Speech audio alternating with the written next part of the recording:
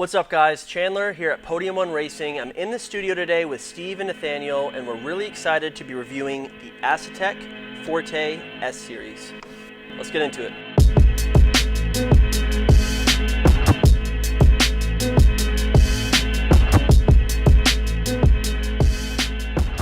So there's been a lot of excitement around Asetek, and for good reason. There's a few new products out, and I'm going to go over them briefly. We've got them here in stock, which we're excited to get our hands on them finally.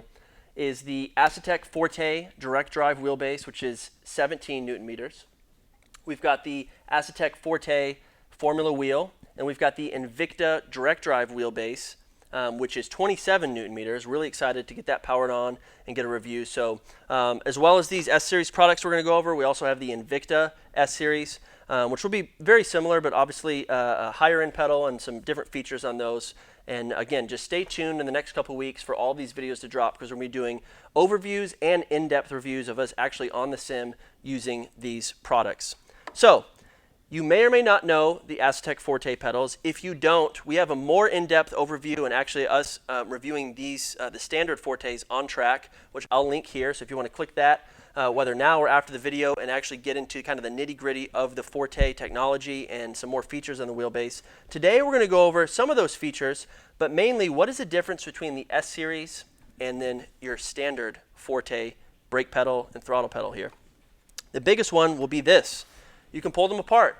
Very simple, and there's a few reasons why you would want this. So a couple weeks ago we got tasked with building a turnkey simulator for Music City Grand Prix and IndyCar for a bunch of events they're going to be taking it to. I'm going to link that video here so you can see. And the main reason you would want an S-Series pedal is for IndyCar, Formula One, anything where you don't need a clutch and you want a little bit more spacing between the brake and the throttle is where the S-Series would get the job done. So on the standard Forte, you've got really about 1.5 inches, maybe less, between the pedal plates here. And between the brakes themselves, you're about 3.5 inches. Whereas on the S-Series, Asetek says that you can go about 100 millimeters, which is just under 4 inches apart. And I'll kind of show you how that plays out when we get it all wired up. We found that once you mount these on the pedal plates, you could probably go 7, 8, sometimes even 9 inches, depending on how the wiring pans out. Not that you would really want your legs spread wide open in racing, but for those of us that like to 2-foot, I think we could all appreciate having a little bit of space, or the right spacing. Is different for every person because we're all built a little bit different. Having that little bit of space between the pedals, right? I think some people, bigger feet, I've got a buddy that's 6'7" and wears size 13 shoes. He's going to be a little cramped on this 3-pedaling with these pedals so close together. And again, the S-Series solves that problem. So let me show you first thing that you're going to do on the S-Series pedals. Obviously, you're going to get, before even mounting it, you're going to want to plug in one of these Molex connectors to the throttle pedal. Now Asetek comes with 2 wires. I believe one is going to be for the throttle to brake, and one's going to be from brake to clutch. And we'll get into the Invicta Clutch here in a second. And then you're going to route this wire through this channel, and then you can see there's a little cutout here. It comes out of the box with this little rubber grommet here, and you just literally pull it out with your fingers, and it comes out very easily. And we're going to run this wire through here, and now I'm going to pick up the brake pedal, and I'm going to plug it in to, let me do this, I'll zoom in on camera, like this, and I'm going to run this wire here. So if I run the wiring like this, I think Asetek is right on the money. We're probably going to be, actually no, we're still about 6 inches. So since the time they put out their marketing material, it looks like they've either widen the wire, they just sandbagged a little bit and give us some extra room. Now what I found is, where the 7 and 8 inches come into play, is when you mount this, you're going to drop this wire through this pedal plate, just as we've done for this Invicta Clutch and the Fortes here, and gives you some extra room. So again, you might not need 7, 8 inches between the pedals, but depending on what kind of car you're running in real life, if you want to emulate that in the simulator, you might want to have some room for spacing and mounting, etc.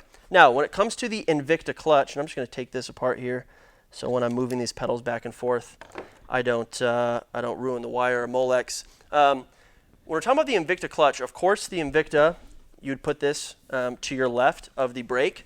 Now, you can't physically mate it up to the S-Series as you can the standard Fortes. So it might be hard to see, and I'm going to zoom in on camera, but there's these little mounting metal dowels that are just, you know, maybe a ½ inch long that will slide into the Invicta Clutch and slide into the Fortes, and there's these set screws here that you tighten. And now this, if I picked up these Fortes, this Invicta Clutch would be physically mounted to this base.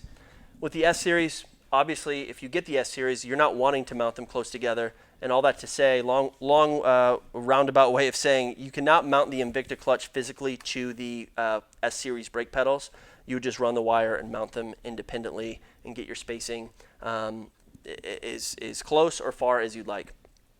A couple things here on the Fortes in general, Invicta, any of the pedals from Asetek, is you've got these cool LEDs, RGB, you can go pure white as well, so they're RGBW, and you can control that in the Asetek software. You can see these Fortes and Invicta Clutch lit up here. It's all the same technology as you find in their previous pedals.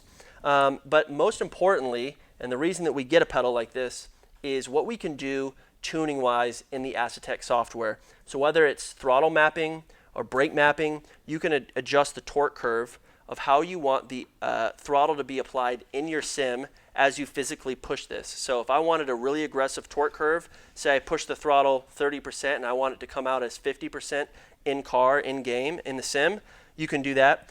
Usually, depending on how we have the spring set, and I'll get into that, we'll usually run a linear curve on, or linear line on the throttle, and then a more aggressive torque curve on the brakes. But again, it comes down to preference, what kind of car or series you're driving on the sim. Now, if we jump out of the software mindset for a second and get into the physical world, we've got a few different options that we can mess with on these pedals. So, out of the box, these Forte S-Series pedals actually come with a green elastomer. I have the blacks installed right now, and I'll get into that. So you have this green elastomer, which is your kind of mid-range elastomer. Asetek has whites as their hards. And it seems like on these S-Series, which we haven't seen this, the black is the soft. Now on the Fortes, and I might need a reminder from Steve, it comes with what? White, yellow, green. Green is mid, yep. Yellow soft. Yellow's hard, white is soft. Got it. So what we have been doing in all of our turnkeys, because Asetek, and rightfully so, pride themselves as making very, very stiff and firm brakes, which a lot of people like. Because people might be new to Asetek, we've been swapping to the light elastomer or the soft elastomer, which is the white. On the S-Series, it seems like we only get two, which is not a big deal because the hards, they're really stiff. I mean, even this green one out of the box, it is a stiff brake pedal.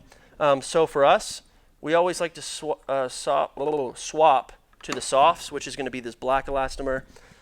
And the main reason I'm doing this on camera is I want you guys to see how easy it is to change hardware on these brakes. I mean, had I not been talking, it would take me about 15, 20 seconds really to get this done. And I'm going to do the same thing on the throttle pedal. You just flip up this little clasp, and you pull out this little metal pin, and then now your whole spring system, you're able to swap it. So it comes with the lighter springs on the throttle, and then we've got a slightly stiffer spring that we like to swap in that was already installed. And I'll kind of get into our thought process on that. We like to run a lot of GT3s here in the studio, just personal preference. Steve's got his R8. I've had a number of Porsche GT3 RS's, GT3s, and so, you know, why wouldn't we want to run the race car versions of those on the sim? And because of that, those are high horsepower cars. They're 450 to 550 horsepower in the GT3 series IMSA. And when we're coming out of an apex, coming out of a turn, you want to get on the throttle fast, but if you have a really light throttle pedal, that thing's going to the floor, and it's going to be so easy for you to spin the wheels, get the car unsettled, heat up the tires, really as a best case scenario, worst case scenario, spin and wreck. So again, firm spring is what we recommend and what we like, and then a slightly softer elastomer on the brake side, because these are already, I mean, with the light elastomer or soft, this thing is already a pretty stiff pedal. And if you like really stiff, you can jump up to the Invictas, which are a very, very firm pedal. Something else to note, you can preload these. There's a couple settings that you can do and just fool with. Again, there's not necessarily a right or wrong. It's just going to be what feels best for you, what you like to run in real life, and how you can emulate that from these pedals. So Other than that, I think we've covered all the bases between the S-Series and the standard Fortes. Like I said, we're going to be doing in-depth reviews and brief overviews here in the short term of the Asetek direct drive wheels, their new formula wheel, and some of the other products they have and some of the features. Something I thought was really cool, and I'll just touch on, only because SemiCube doesn't offer it, and that's kind of been our go-to direct drive wheelbase for some of our turnkey rigs that we put out, is the Asetek wheelbase and technology is actually based off of SemiCube, which we love because we love SemiCube. They put out a great product.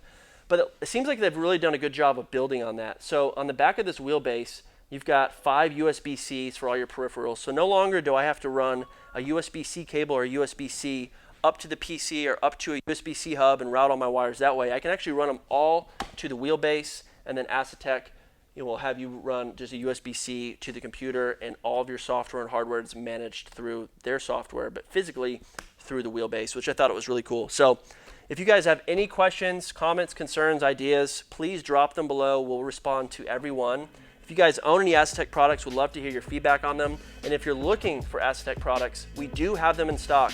Now, something that's been exciting is these things have been flying off the shelf since we got them on Monday. Today's Thursday, so it's been not even 4 full days, and we've been selling quite a few wheelbases, S-Series pedals, etc. We do have them. We have got more on the way.